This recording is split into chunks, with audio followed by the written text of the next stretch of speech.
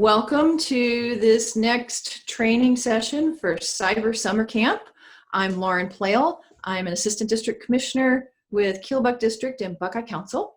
And what we're going to be talking about today is recruiting volunteers and succession planning. And I'm going to share my screen with you.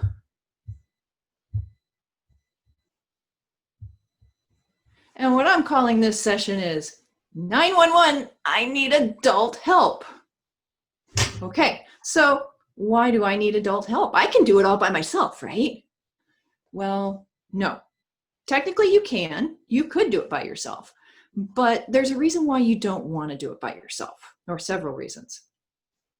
And first off, it's because, yes, you may be able to do everything by yourself, but you can't do it well. You get tired, you run out of time, you run out of ideas, and so it's really much better to have help.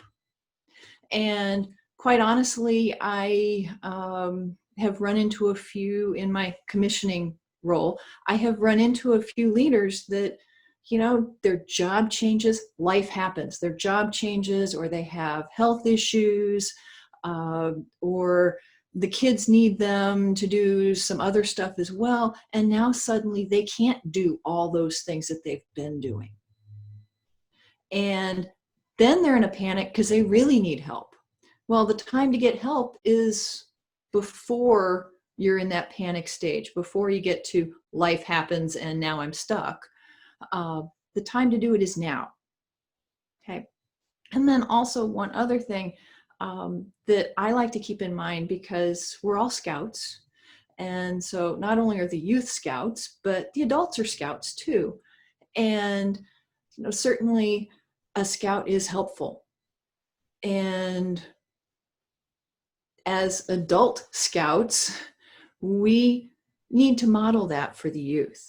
And so having adult help from the parents is modeling that for the youth. And so they're more likely to learn that if they see their parents helping. Okay, so a scout is helpful. All right, so let's get started. Where do we start? What do we do to get the help that we need? All right, well, let's start with developing a culture of volunteerism. So before we get to succession planning, let's modify the unit. If you don't have enough adults helping, it's because you don't have a culture of volunteerism. What does that mean? That means everybody helps. I'll bet in your family, if you think of your personal family, everybody in the family has some way that they help the family run. Maybe they clear the table after dinner. Maybe someone's mowing the lawn, but someone else is doing the laundry. Everybody's helping in some way. What way they're helping depends on their interests and also their skill level. But everybody's helping in some way. You don't have one person doing everything for the family in all likelihood. Okay, well, that really is a culture of volunteerism. So we're talking about doing that in the unit as well. Helping the unit to run. Think of the unit as a family, and everybody in the unit's going to have chores or some way that they help the unit run, just like in your family. So how do we make that happen? Well, first thing is to start out with a new mantra, okay? A lot of times leaders are type A personalities. I am. I'll be honest with you, I'm a type A personality. And so what we do as type A personalities is we see something that needs to get done and we put it on our to-do list. Okay, oh, that needs to get, I'll get that done on Monday. And you're very efficient at it. Well, that's great, except nobody else is helping out because you said you'd take care of it. Start with a new mantra. And your new mantra is, who can I ask to help me? Or who can I get to do this? Either one of those, it's the same thing. So that's your new mantra. So instead of, I'll put that on my to-do list, you should be asking yourself, who can I ask to help me? Really critical to start with that perspective. It's a new perspective. The other thing is to set the expectation right away. And when I'm talking about setting the expectation right away, I'm talking about all those new folks that are coming into the unit, new youth with new parents. Set the expectation right away. We're a family unit here, and everybody helps out in some way. Just like at home, we all have our own little chores. Okay, so it's not scary. It's just something that we do. And so, yeah, we'll be asking you to help out in little ways here, there, and yonder. Okay, and yes, don't start out with the big jobs because that will scare them off. Remember, these new families, most of them don't know what scouting is about. Now, if you have a family that has, if they're coming directly into Cub Scouts, then they probably are very unfamiliar with scouting entirely. If they are transitioning from Cubs to Scouts BSA, they're not as familiar with how a scout troop runs. So they're still like new families. They need to gain an understanding of how the troop runs because they're still thinking in a Cub Scout mode, which is very different from a troop mode. And the same can be said for if they're transitioning to a crew. It's the same. It is a new program. So they are new and they don't understand how everything works. So you have to treat them like new families, as if they were coming into Cub Scouts and never been in Scouts at all. Okay, so in order to make that work, use the idea of a big list of little jobs. Start them small. Start them with manageable, short time jobs that have a very short time period that are very defined, well-defined jobs, so that they become comfortable with how the unit runs and with the fact that they can accomplish a job and that it's not going to be overwhelming. Don't start them with the job that is going to keep them in a role for a whole year. And the reason you don't, they could be very good at doing and at running committees and whatnot. But remember, these are new families. So new families may not be sure of whether they're staying or not, regardless of what program they're in, because it's a new program to them. So start them with small jobs. So what kinds of things could be on your big list of little jobs?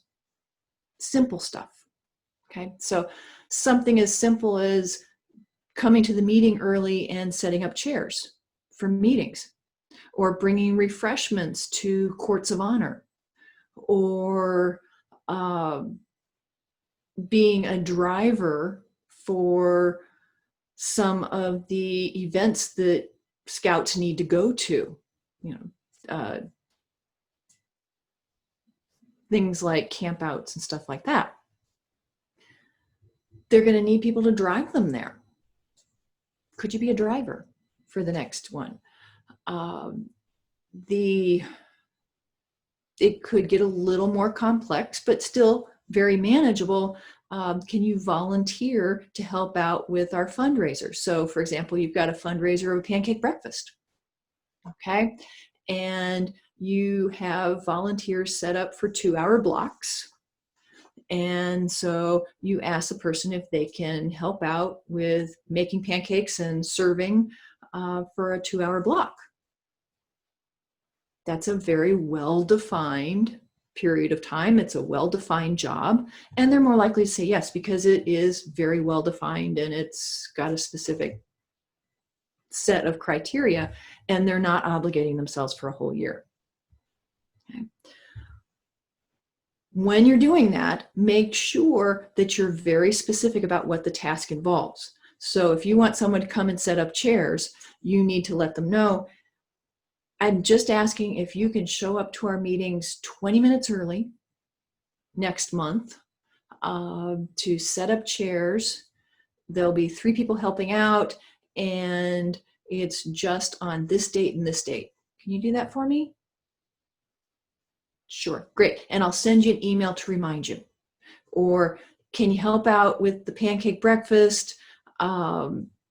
You know, how about we're setting them up in blocks, 2-hour blocks of 6 to 8, 8 to 10, 10 to 12. Does one of those blocks work for you? Great, I'll send you an email to remind you. Thank you so much. And the date is, always remind them of when the date is. Okay, so very specific about the task responsibility. Okay, so let's continue on with creating this culture of volunteerism. While people are filling these small jobs, keep an eye on them, see how they're doing, see what personalities come out. Is this person someone who jumps in and dons an apron right away at the pancake breakfast? Or do they stand back and wait for very specific instructions to be given before they jump in? Different people, different strokes, different folks. Neither one's bad, but that's something to keep in mind as you're looking to have them fill other positions down the road. Are they better with youth, or are they better with other adults? Do they have specific interests that come out as you're paying attention to what they're doing in the unit and which way they're gravitating? Another way to find out their interests is to do a unit talent survey. And I know there's one for Cubs. I believe there's one for troops and crews. Not absolutely sure. If we find them, we'll definitely get that out at the link. I'll be sharing a link later at the end of this training with the materials from this training. So if we can find those, we'll get those on there. If not, make one up yourself. What types of skills are you looking for? If you're interested in doing the plumbing merit badge, you want someone who's got some skills with plumbing. So that might be something you put on your talent survey. If you want some help making Pinewood Derby cars, because a lot of units are now doing Pinewood Derby car construction meetings to help the kids who don't have the tools at home construct their cars. It's nice to have someone who's interested in woodworking or does carpentry. So certainly that's helpful, or has power tools that they have access to and things like that. So those talent surveys can be really helpful.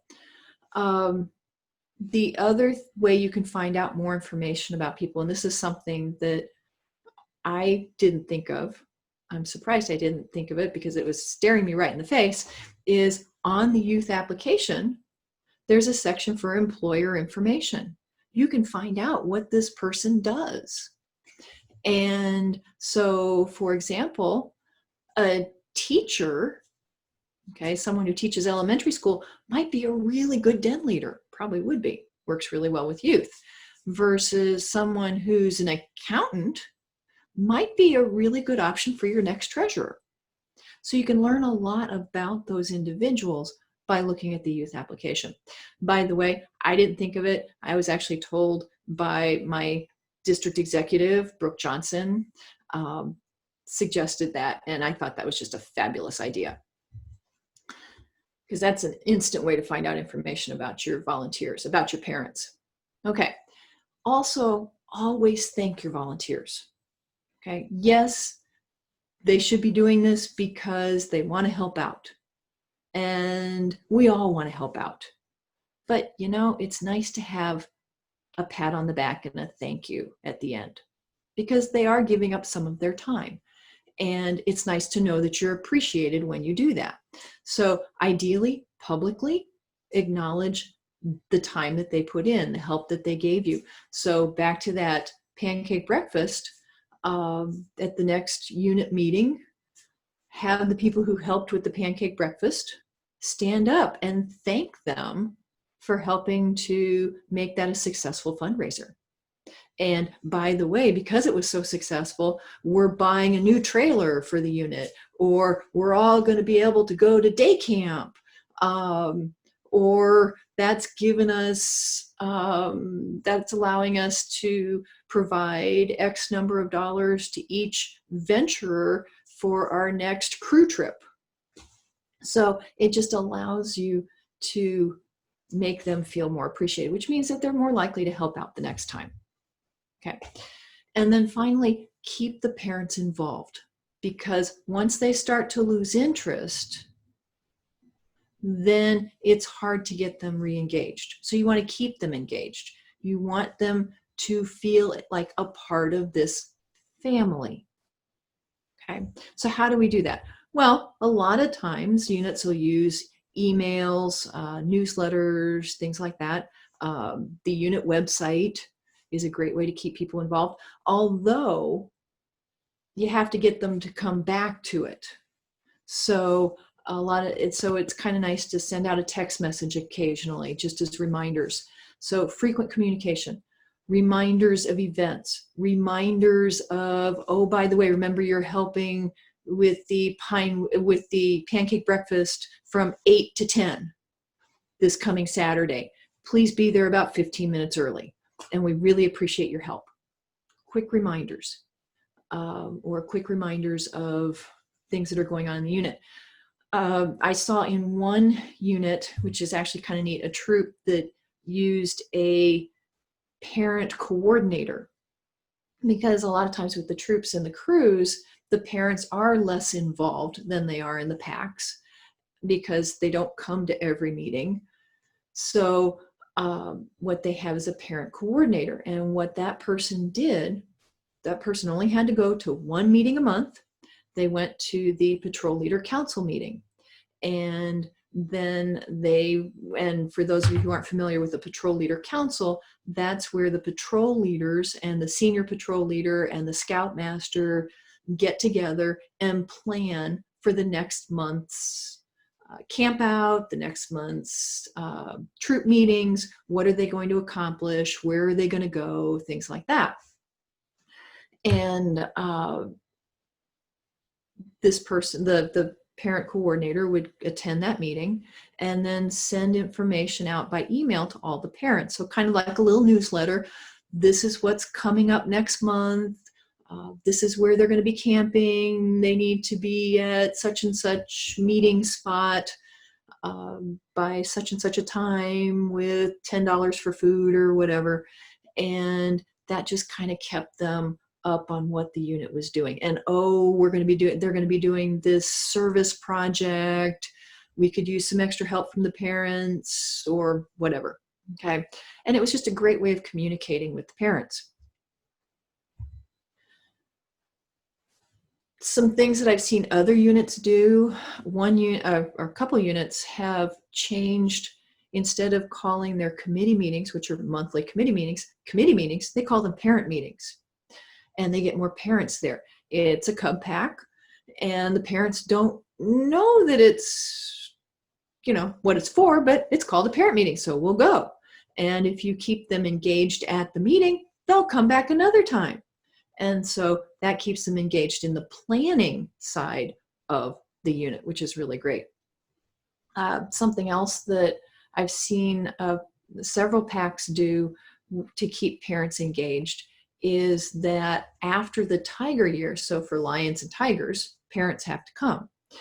But after the tiger year, parents don't really have to come. They're not required. But the unit doesn't tell them that. So the parents keep coming. They've been coming for 2 years, 1 or 2 years. They keep coming, which is really great. If you put them to work instead of letting them check out their cell phones the whole time, you've got a real benefit there. Keep them active. And one of the ways you can keep them involved is to actually have them help with planning den meetings. So other stuff that they can do. Okay, so all of those things are ways of getting this culture of volunteerism going. Okay, chores, very similar to chores to support the family. and really nothing more than that. And once they've taken on these really little jobs, then you can expand out to bigger jobs. So maybe being the popcorn chairman, or maybe being the recharter chairman, or maybe being, because rechartering doesn't have to be done by the committee chair and the Cub master or scout master or crew advisor, but it usually is. It doesn't have to be. It could be a recharter chairman. Wouldn't that be great if you didn't have to do that? Maybe have them take on a chairman of a particular fundraiser, or a chairman of Blue and Gold, or even a chairman of Courts of Honor. So you didn't have to plan them. You got someone else planning it, and you just show up and let it run. Wouldn't that be great? So those are slightly bigger jobs. Those aren't on your big list of little jobs. That's your next list of slightly bigger jobs. Things that require a little more involvement from the individuals. Again, it's not a full year commitment, but it is for individuals that you've seen can actually plan and are dependable and have ideas that they want to share, like to improve on things. Okay, so what that leads us into then is, once you've seen what all the parents can do, okay, now you've set up this culture of volunteerism, you've gotten all the parents volunteering and helping out, so you've seen which ones are particularly dependable, which ones are really engaged in the unit and would be likely people to stick around for a while. Then you can start doing your succession planning. And what a succession plan is, I've got a chart here for you, which is an example of a troop succession plan. But essentially it lists, and there's actually a second page to it, so this is not the entire thing. It lists all of the required positions and anything else you want to throw on the list too. So, if you want a popcorn chairman on there, throw it on there. If you want a recharter chairman, throw that on there. You don't have to be limited to what's on the list. But it lists the current individual who's filling that position, and then individuals that you think would be good to fill that position down the road, sometime in the next year or so. Okay, so it's a planning tool. And the idea is that you revisit this plan every year, once a year. I recommend that you do it as a committee, because different individuals on the committee may have noticed different things about your group of parents and may have some thoughts that for some of these positions that you never even thought of. So it's good to get input from everybody on the unit committee.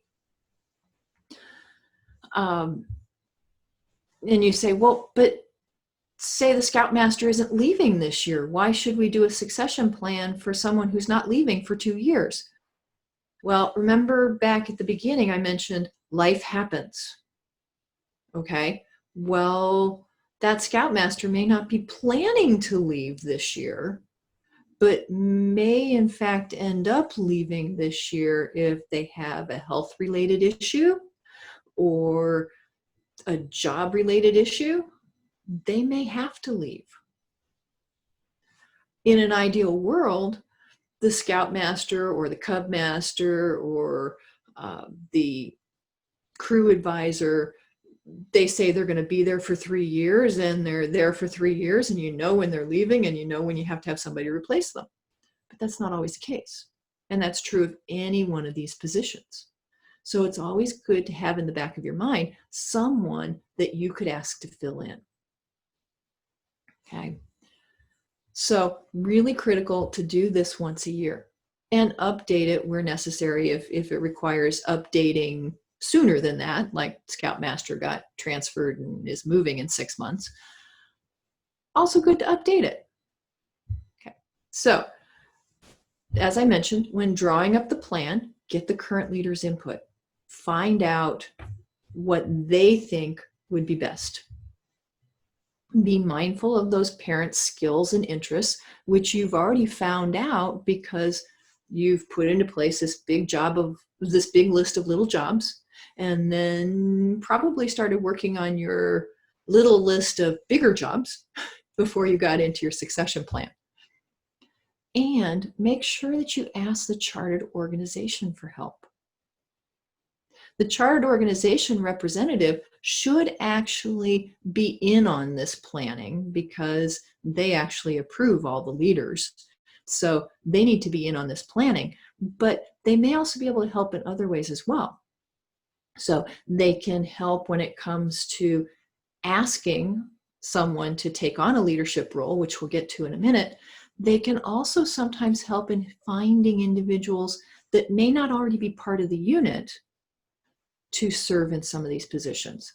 So for example, I was working with a PAC that was having trouble finding some individuals to fill some positions, and the chartered organization representative was able to find a treasurer for the PAC from the chartered organization, not someone who was a member of the PAC because they had a child in the PAC, but someone who was part of the church who said, sure, I can be the treasurer. I mean, it's a role that is not program specific.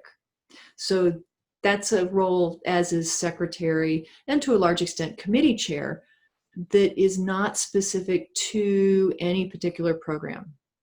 A secretary takes the minutes, gets out communications. That happens the same way whether you're talking about Scouts BSA or you're talking about 4-H. It's still going to be the same type of position, or even the chartered org itself, for that matter. Same type of position. So it's not something that they need to have a great background in Boy Scouts to understand. So sometimes you can find some individuals that would fill that. And they were able to find someone who said, sure, I can make it to one meeting a month. I can keep track of the checkbook and write checks for those who need reimbursements and take in receipts, things like that. So that worked out. You can do that. Okay. So you've got this planning document, this succession plan, and that's great. That only gets you partway there. That's the who are we going to ask if we need to ask somebody, or the Cub Master is actually stepping down in 6 months. We need to ask somebody, and so you need to make the ask. So how do we do that? I've seen some really good ways of doing it, and I've seen some ways that weren't so good and didn't work. In fact, I used one of them, and you've probably seen it yourself, which is standing in front of a group and saying, hey, I'm crossing over in 6 months and I need someone to become the Cub Master. And you're all sitting there and you're thinking that at least someone's going to go, oh, sure, I'll do it, and raise their hand. Hence the graphic I have here. Ooh, pick me, I'll do it. And no one does it, because everyone's head goes down and they kind of look away from you, and they're trying not to make eye contact because they don't want you to see them, because they don't know what's involved in the actual role. And that's one big reason. And it seems like a really big thing, and they're scared and they're not sure that they can do it well. So, and they're not sure how much time it takes and all of that. So you're not going to get those volunteers at a meeting. I did that when I was Cub Master. I did that and learned from it. And I'm trying to help you to not do that. It's not worth doing it. If you've got a unit that's used to volunteering and you need some people to drive kids to the next camp out, sure, stand up in front of a meeting and say, hey, can I have 4 adults that will drive kids out to the next camp out? That will probably work, but it's not going to get you a new committee chair. in all likelihood. Okay, so what I would say is do it face-to-face. So, hey, John, I'd like to talk with you. Do you have about 10 minutes after a meeting? Can we sit down and talk? Explain the role and the responsibilities. So we're looking for a new committee chair. And we were thinking, the committee thought that you'd make a really good choice for committee chair because you're very organized. You work really well with other adults, and we've seen you organizing the various activities that you've been organizing, the pancake breakfast or whatever. And we just think that you do a really good job as committee chair. And what it entails is you set the agenda for each committee meeting each month, and you then help to recruit additional leaders. We all work together to recruit additional leaders, but certainly part of your job as committee chair is to recruit people for your committee, which we'll all help with, and help to set the budget and for the year. And in some units, they help to plan the program, and other units they don't. Just kind of depends on how it works in your unit. Explain the training that's available. So there's training, committee chair training. And if you prefer online, it's online anytime you want to do it. And if you prefer in person, there's one coming up on X date, and I'll get you that information. And it's really helpful because it helps to explain the organization of the committee and what your role is and best practices. So it's really good training. And then, of course, there's the support from your entire committee, and we will be working with you to provide that support. And one area of support is if you are available to start doing so, we'd like to have you job shadow so that you can start working into that role over the next 6 months, working with the committee chair to learn the role, to help plan the agenda, and kind of go through how we do the budget as well. That was done over the summer, but we could kind of help work with you on that one as well, so that you see how that's done as well. And then, of course, that person, John, is probably going to say, I need to think about it. I need to talk about it with my spouse. So can I get back with you? Sure. Why don't we talk again after next week's meeting? And then make sure that you catch him and talk with him after the meeting. See if he's got questions. If you guys don't get a chance to meet after the meeting, give him a call. Make sure that he has your contact information so that if questions come up during the week,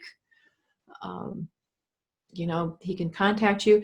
And if at the next meeting he says, well, I haven't really had a chance to think about it, okay, not a problem. Think about it for a few days, and I'll call you on, are you busy Thursday night? Can I give you a call then? Maybe around 7 o'clock? Great, then we'll talk then. So that you continue to follow up so it doesn't get lost in all the other things that John's doing and the other things that you're doing. Very important to follow up. Okay. And that should help to alleviate some of the issues if you go through all of those things to start out with. Okay, because certainly one of my big questions anytime I've been asked to take on a role is, how many meetings is it? How many nights am I out of the house, right? So it helps to know those things.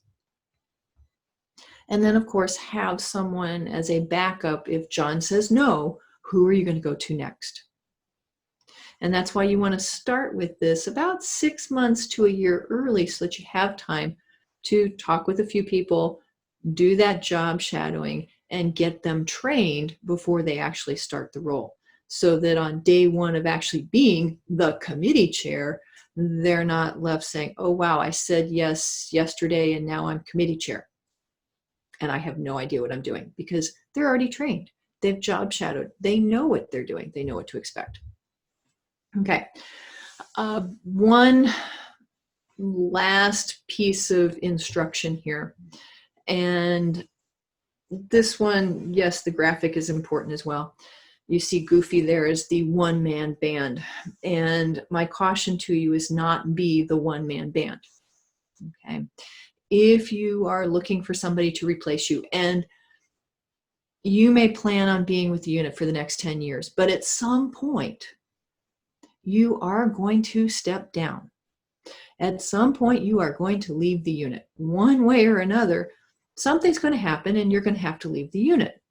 We all, a lot of us plan to be with Scouting for a very long time, and that's wonderful because we love the program.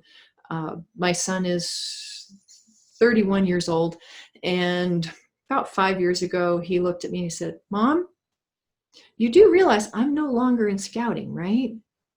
I said, "Yeah, but I like Scouting. I like what it teaches, and I like supporting Scouting. And so I'm sticking with it." And he just looked at me and said, "Oh, okay." But so, yeah, we stick with things, but we may move on to another role.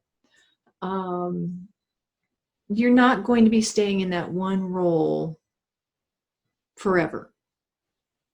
So don't be a one-man band, because you will never find your replacement. If people see you doing everything, they will never volunteer to take on that position because it's unwieldy, it's undoable. Okay, so don't be a one-man band. So how do we do that? Well, type A individuals have trouble with that because, we want to control everything. So you have to become comfortable with, you won't be it in first, but become comfortable with 3 things. The first thing being possible failures. And yes, failures can happen. Failures can happen if you do it yourself as well, I might add. Okay, things can still fail. Yes, failures can happen if you choose the wrong person for a position. But if we go back to that culture of volunteerism and that big list of little jobs and then the small list of bigger jobs, by the time you get to your succession planning, you've gotten a really good idea of what people can and can't do. So for any particular item that you're going to ask people to do, if you've already seen them in action, the possibility for failures decreases because you already are familiar with them. The other thing is you want to make sure that you check in on their progress frequently. Even if you trust them implicitly, have someone checking in on them to say, "Hey, how are things going?" And if they say fine and don't volunteer any information, ask a follow-up question. They may just be quiet or they may not have done anything, and you need to find out which. So ask them, "Hey, so, have you guys been meeting? What have you, have you got the location nailed down?" If, for example, it's back to that pancake breakfast example, do we have a location nailed down? Do we have a date? Check in, find out what they're doing, find out what they've gotten accomplished. And that can help motivate them if they haven't. And certainly it can alleviate some of your concerns if they have. Okay. And then if it looks like they need more motivation, check in more frequently. Don't try to do it for them. It's a balancing act. Don't try to do it for them, but check in, see if they need help. Maybe they need help. Maybe the committee kind of fell apart. Maybe they need help and they're not asking for it. So check in. Okay. 2, different approaches. You've got to become comfortable with different approaches. Type A personalities like to do everything their own way. No, let other people do things. Other approaches are not necessarily bad approaches. In fact, other approaches can be very beneficial. They can be exciting because they're new. It gets kind of old doing the same thing all the time. Different approaches are new approaches, and they're exciting. And you may actually capture the attention of a youth that has been getting bored with the program because they've seen that approach, that event 3 or 4 times already. They're bored. So a new, different approach, a new, different event might get them re-engaged again. And so they're going to stay with the program longer. Okay, so it's a good thing. And then finally, rejection. And this is one that, it's probably the one that I have the most difficulty with because it's hard to have somebody say no to you. But it happens, and you've got to be cognizant of it and ready for it to happen. You ask somebody to be your popcorn chairman, and they say, no, I've decided I really can't do that. Okay, well, the first instinct for someone who's not comfortable with rejection is, okay, and walk away. What I'm going to tell you is, don't walk away yet. Okay? If they don't tell you why, ask them, hey, do you mind if I ask you why? Because you seem like a perfect fit for that. You sold Girl Scout cookies as a Girl Scout. You seem pretty perfect for that. You're very engaged in the popcorn sale the prior couple of years. Well, if they say, I just don't like fundraisers, then you probably want to move on. But if they say, I'm just not available on this date to pick up the popcorn at the district distribution, oh, well, maybe you can modify the role to fit that volunteer. Well, what about if I have Judy, who's got a really big truck? Why don't I see if she could pick up the popcorn on that date and take it back to her garage? Are you available then on Sunday that weekend to run the distribution to the scouts? Yeah, I could do that. That's easy. Sure, I can be popcorn chairman if we can do that. Perfect. So you just modified the role, fits the volunteer, we're good. You just need to get Judy to pick up the popcorn. And Judy's done it in prior years, so you're good with that. So you just have to ask her. Okay, there you go. Now, if that person says, no, I just don't like fundraisers, okay, then find another role to fit them into.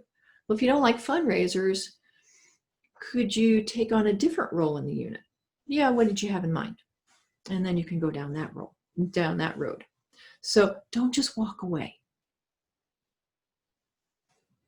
Move forward. Keep moving forward a little bit before you walk away.